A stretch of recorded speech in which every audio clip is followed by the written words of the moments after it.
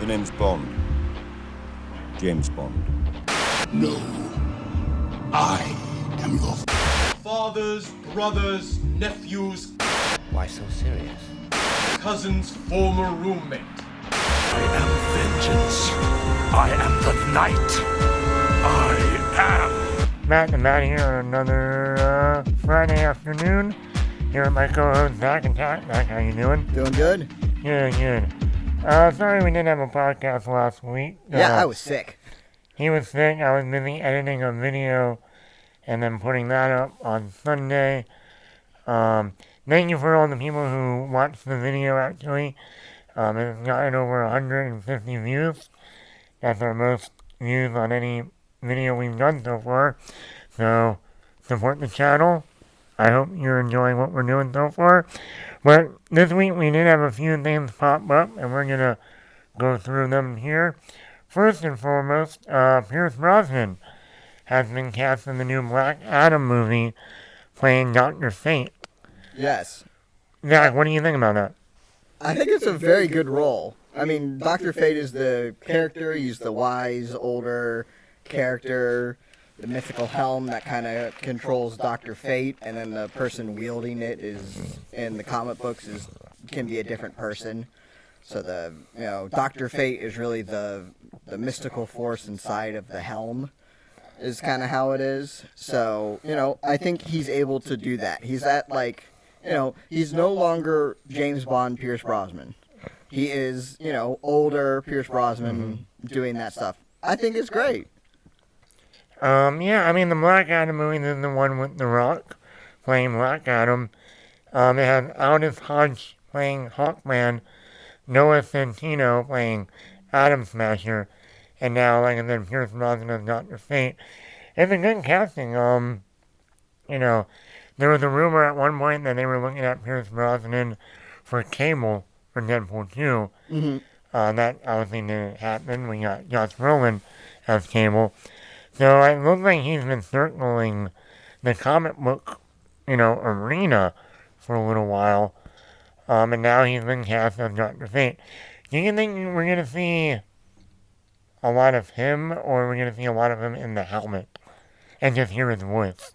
I would assume it's more over him in the helmet.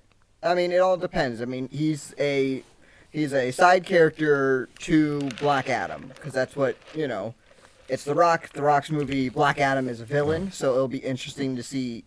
He's a villain in the sense that he goes up against Shazam and, the Justice League and that stuff. But there's a way that they can kind of tell Black Adam in a Maleficent type of way.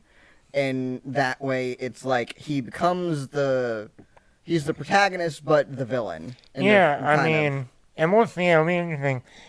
Really quick, though, they also mentioned for the Shazam movie that is kind of Black Adam Shazam, they got Helen Mirren to play the villain in that movie. Right. So, have you seen Shazam yet? Yes. It was really good. Realistically, we'll get into Justice League in its own thing, because it's 4 hours long. We're not going to do a 4-hour podcast, but it deserves its own podcast, which we'll be putting out shortly.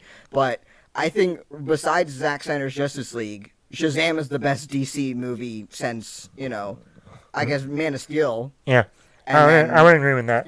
Man of Steel, I actually don't mind Batman v Superman. I put it in the middle of the pack, but the recent DC movies, Shazam is a really good one, mainly because it's in the DC world, but it's not necessarily in the Zack Snyder world, because it's not so dark. And Shazam is not a character that would have played well to that. Then let me ask, what do you think the tone of Black Adam will be based on seeing Shazam? Since they are part of almost the same, their own universe. Yeah, I think it would be interesting. I think the one thing is that The Rock, as great of a comedic talent he is, I don't want to see funny Black Adam. Mm-hmm. I really don't. No, Black Adam is a very serious character. I want to see Black Adam, for me, the best example would be Agent Hobbs in Fast 5. Yeah. Where he's serious. He's going after something. But you still have a little bit of that snarkiness, I think but not in the comedic. Right. I think the one thing that I think would be really good for him. Okay. I want Black Adam to embody the one line from Avengers when Hulk says "puny god." Hulk's not like the funny character, but for him, like his humor needs to be like darker in the fact of "I just destroyed you, puny god" type of deal is what I think it is. I don't want Black Adam to. It's like I want to be able to empathize with Black Adam, but I don't want to.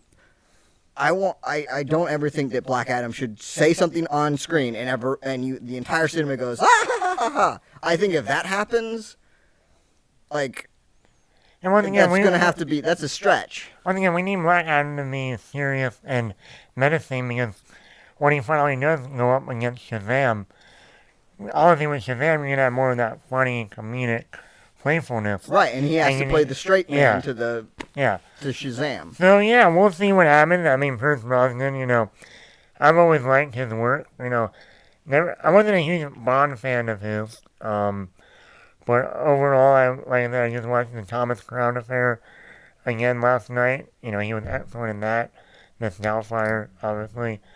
So it'll be interesting what he does with this role. Okay, now we're going to move on to our next topic of today. And the next topic is Disney Plus announced the other day that they're moving forward with the National Treasure TV series. But they are also making a third film. So they're going to have a 10-episode Disney Plus series with a whole new cast with a 20-year-old Latino playing the main role. And she's looking into her family's past and uncover something. So it's directed by Mira Nair. Never heard of her. Same writers as the first two films. So Zach, what do you think about this? And that's the series that has all Yeah, that. this is the series. I would say do the movie first with Nicolas Cage and all that stuff. Get the band back together so you don't have the nostalgia backlash. Because when you say National Treasure, people think of the movies. So have Nicolas Cage in the movies, do all that stuff, put that out first, have your nostalgia there, then have at the end of that movie pitch that towards whatever. Have both of them become history teachers at something. And then see the new main character of the TV series be a student of theirs to start off with, and it spurs her own thing. Or they can do the reverse. They can actually do the 10-episode series, and then by the end of the final episode, have Nicolas Cage show up, Benjamin Gates, and then that would then go off for a third film. I mean, they can do it either way. I would not be a fan of doing it the one way, mainly because I guess here's the thing that I have the reason that they're bringing National Treasure back is for nostalgia. Yeah. It was a good property, it made money, and nostalgia. Those are the three things you're bringing it back. Yeah, so bring it back and give people what they want, which is the nostalgia. I don't want to sit through 10 episodes of someone new because I'm sitting there and all I want in the immediacy is the nostalgia. So give me the nostalgia, and then I can sit back and say, oh, this is really great of this new property that you're then transitioning into. I mean, they could do it that way in terms of, bring out the third film first, and then, by the end of that third film, introduce this new female lead as almost like a passing of the torch. Yeah, and I think that would be much better because the one problem is that if you do the series first and there's no Nicolas Cage in it or any of the original cast, I'm going to be sitting there just saying like, I don't care because it's like you haven't given me a reason to care. All you've done is ended something and not finished it. Yeah, I so mean, it kind of feels... It would be good to close off the trilogy, have the third one come out first, close out the trilogy, and then pass it to someone new. The last National Treasure came out in 2007. I mean, it's been a while. This movie should have probably been out 10 years ago, if not earlier than that. They should have had one out by 2009, 2010, by the latest. But yeah, I'm glad they're finally moving forward with it.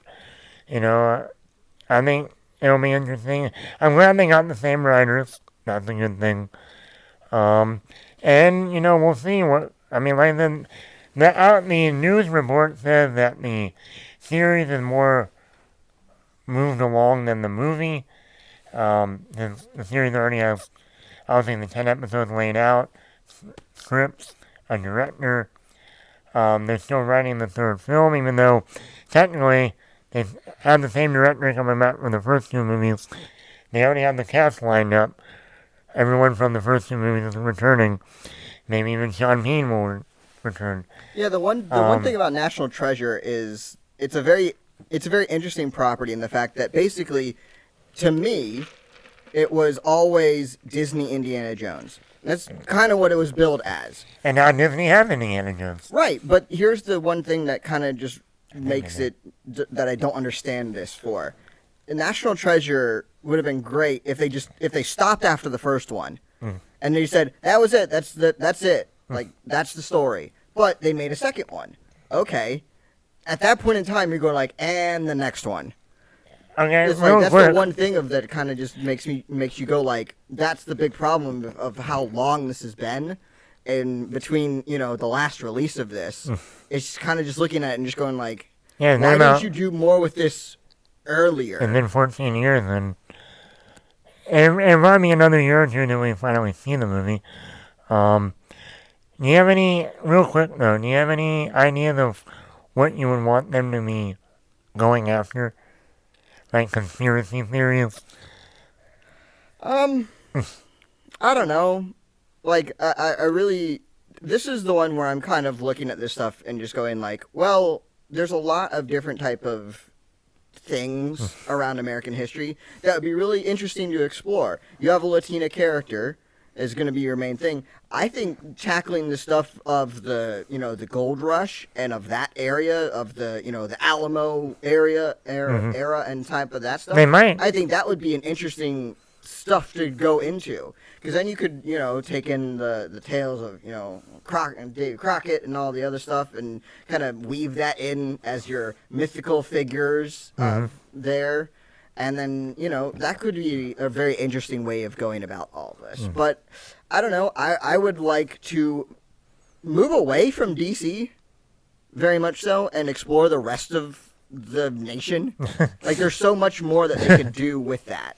Yeah. Like, there's so much more than just DC and the East Coast. Yeah. Like, move anywhere besides there. Yeah, I mean, we'll see. I'm glad they're finally moving forward. It's been 14 years. And it seems like that's what Disney is up to now. Yesterday also brought up that they're already filming the Enchanted sequel with Amy Adams. That's another one that came out back in like 2006, and they're finally moving forward with that. And which is another stupid thing. It's going like, why are you reviving this stuff? Makes like here's the problem that I foresee with some of this stuff is that they're reviving dead properties that were, people liked National Treasure, people liked Enchanted and all this other stuff, but they're dead properties. Nothing's been done with them in a long time. So are you reviving it because you're afraid that you can't write a new story? Like, why aren't you just writing a new story? Yeah, I mean, that's going to be the interesting hurdle with most National Treasure and, let's say, Disenchanted, that it's been a long time. You guys should have been on the ball with this 2 or 3 years after the original release. And now you're reviving these, hoping that you're going to get the same popularity, nostalgia, movie going. Well, Disenchanted is going to be on Disney Plus. That's going to be the movie on Disney Plus. So, it won't be in theaters. But still, it will be, who's clamoring for another Disenchanted? I don't know. I mean, I want to see it be like Amy Adams. And I do like the first one. And they're bringing back Patrick Dempsey, James Marsden. But yeah, I mean, like, you're going back to the well. And it's been so long. Are people really lining up for these properties again. It was great when it first came out because it was something new. Yeah, National Treasure was something new in the fact that it was Indiana Jones, but not. For a new generation. Basically. Right. But it didn't, and it also didn't, it's not like Nicolas Cage was going around with a whip or something like that. It's like they gave him a leather jacket, and that was about it. That was the only, like, you know, and the poster for National Treasure was really, you know, had Indiana Jones type of vibes. But there wasn't, like, it was something new. And you gotta remember, at the time that even the last National Treasure came out, that was even before the last Indiana Jones movie came out. That was before Marvel. That was before the Disney Star Wars. You know, it was a different time. So, you know, we'll see. I think it'll be funnier, really funny in my own opinion, if National Treasure 3 and Indiana Jones 5 come out the same year. Oh, that would just be like the two Conans coming out at the same year. Yeah, or the two... You just, like, look at stuff and just go, like... Or the, what was it, when they had a... You got the two Meteor movies, Armageddon and Deep Impact. You had the two Magician movies, The Prestige and The Illusionist. Mm-hmm. Let's just have two, you know... You had two blowing up the White House stories with, what was it? White House Down. And... White House Down. Yeah, so maybe let's have two, you know... Now we just need Uncharted to come out that year too. There's just 3 things about, you know, people going to find hidden treasure. Yeah. All in one year. But yeah, we'll see what happens. Alright, our next topic here today and our final one is, so, you know, 2021, I guess it doesn't matter, 2020, 2021, movies are still moving around, so Black Widow. It's been moved again. I'm sure Scarlett Johansson's going, I just wanted one movie. It's been 10 years. This is like naming it Iron Man 2. Why can't I just get one movie? I find it, here's the funniest thing about this entire situation. They moved the movie that has to have been done for over a year. Yeah, but it's not like they're re-editing it or doing anything like that stuff. This movie is done. There's not a single person who is on the payroll for this movie anymore, other than the studio exec that just says, let's not put it out just yet. No. It's like, what the heck? No. Going back, this movie was supposed to come out last May. I think it was about around this time last year that they said we're taking Black Widow off its release date, and right now we don't have a release date up right now, but the May 2020 release date is going bye-bye. Then they thought they were going to put it out like in August. That didn't happen. Then they're like, oh yeah, maybe November. That didn't happen, which is weird. And we got Wonder Woman in December. So, then they're like, okay, we're going to move it to May. We're just going to be like, give it another 7 months. No, it's going to come out in May. Now it's coming out July 9th, 2021. And this is going to happen because now they have done the Warner Brothers HBO Max release plan. It's going to be on Disney Plus and in the movie theater. But you got to pay more for it. But if you watch it on Disney Plus, you got to pay $30. So instead of just talking about the moving of the release date, I wanted to bring up more about what are you people going to do? Are you going to go to the movie theater, or are you going to be at home and pay $30 to watch Black Widow? Zach, what are you going to do? Neither. Because this movie should have come out a year ago. I'm sorry, if this was the Avengers Endgame, okay. This is Black Widow, and I'm assured that it's going to be a great movie. But at this point in time, it's going like, you're doing all this moving and shuffling. A, for a movie that's done. Like, you're not doing anything with it. Or A. Two, Two, this movie takes place between Civil War and Endgame. No, Civil War and Infinity War. Right. So, why have you been pushing the movie back? And this movie is not like it's something after Endgame where you're like, no, you have to wait. This movie is between a movie that came out in 2016 and a movie that came out in 2018. Realistically, this movie should have come out in 2017. Exactly. So, because guess what? it takes place in between those two movies. So, why are you keep pushing the movie back? And this is technically a prequel/sequel. Prequel to Infinity War, sequel to Civil War. Why keep pushing it back? Yes, I know Florence Pugh is in the movie, and she's going to probably take over the role of Black Widow for the future MCU movies moving forward.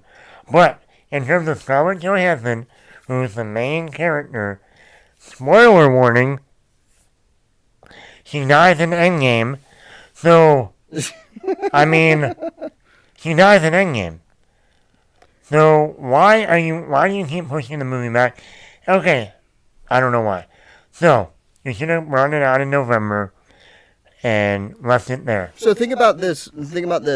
This is the first movie in which they're since Captain America, in which they're going back in time. Technically, yes. all the movies have taken chronologically after one another. Yeah, for the so most that's part. Like in our chronological time of the movies being released, that's the same chronology of the universe. Other than Captain America, which took place in the past, and this, which takes place in the past. So, they're kind of screwing things up, to put it bluntly, in the fact that, this would be great during the time before we know that she died. Yeah.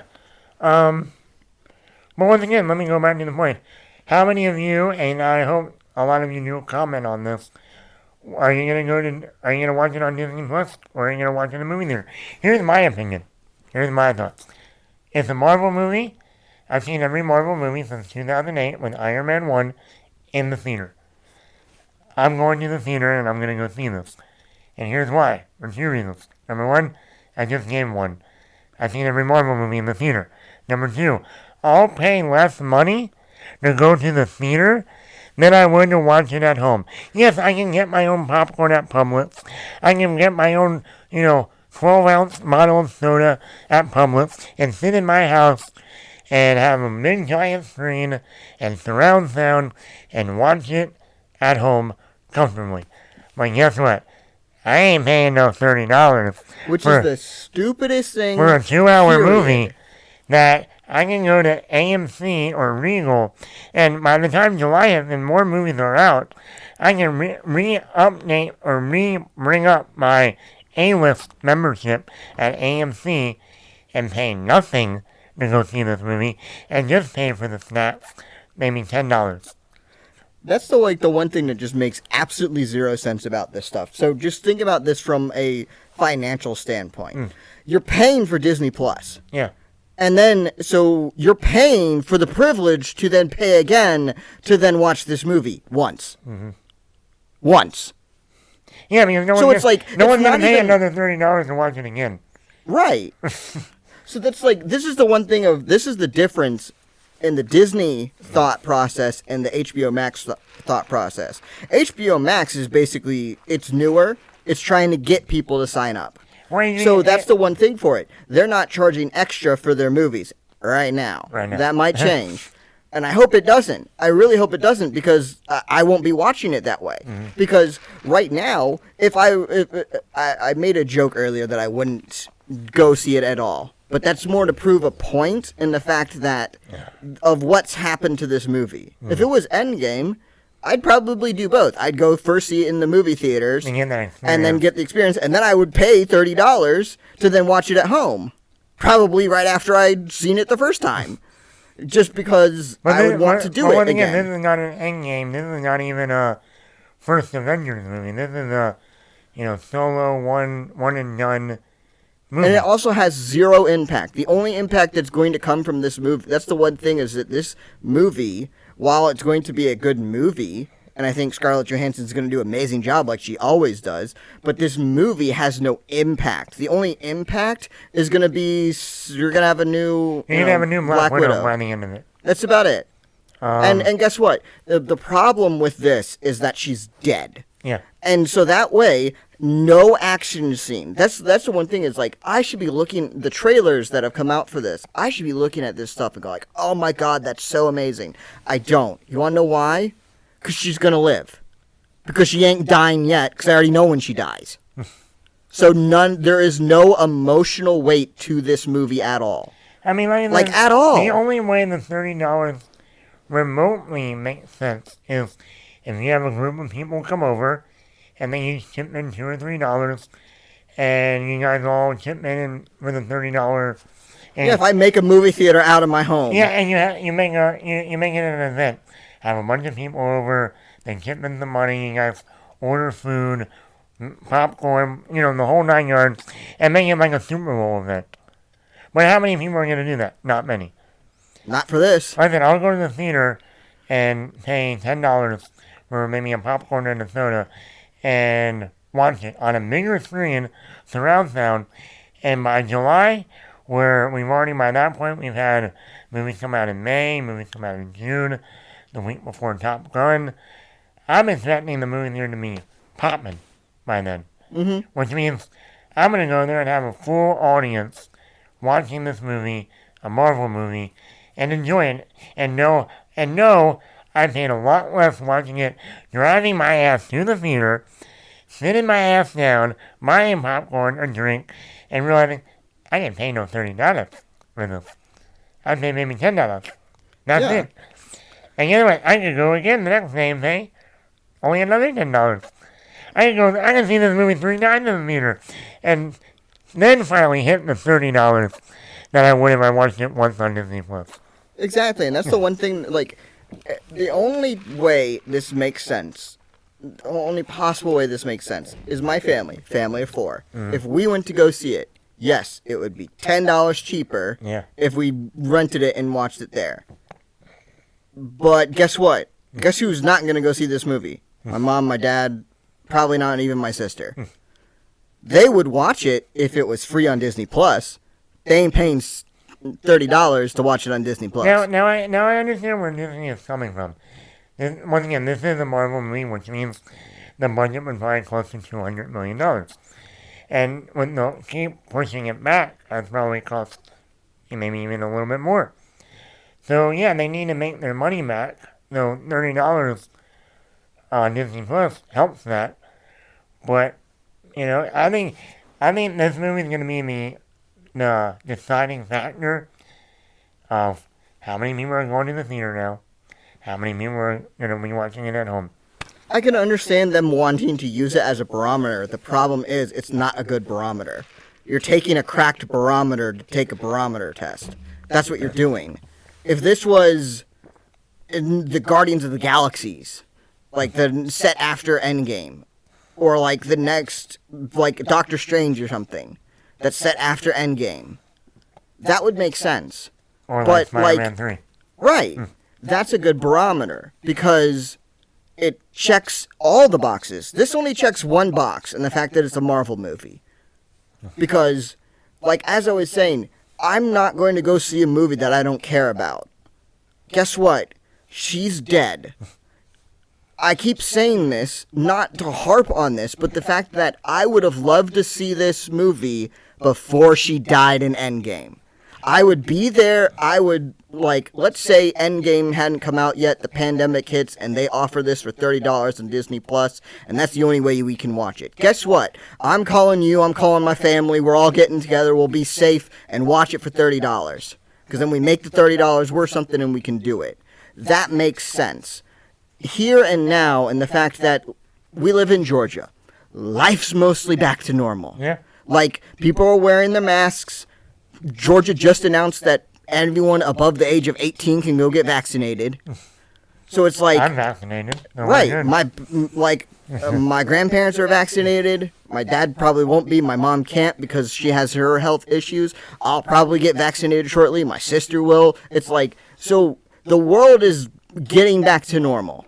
Regardless of whatever politicians say. The world is getting back to normal regardless of what anyone says. Yeah. So it's we're moving forward.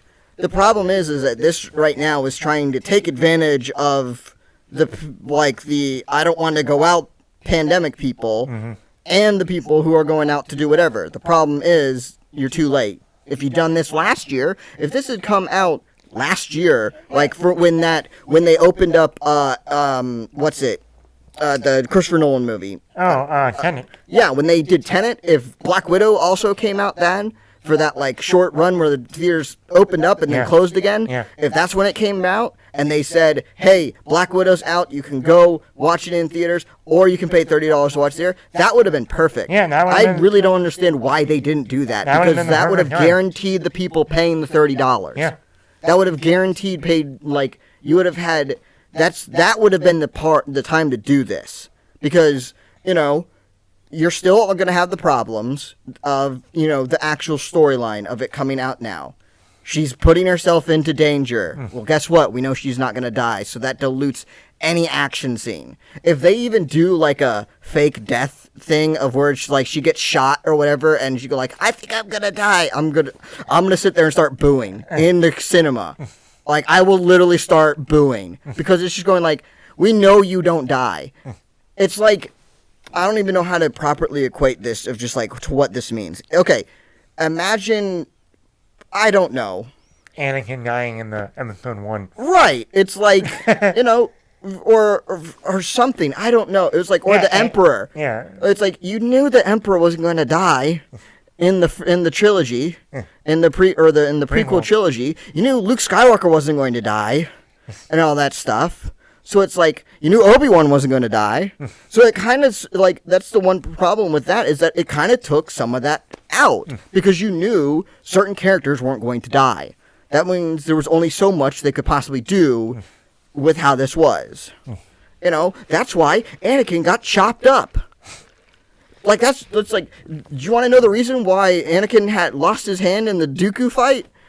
That's the reason. Because that's the most they could do to this sucker, because they couldn't kill him.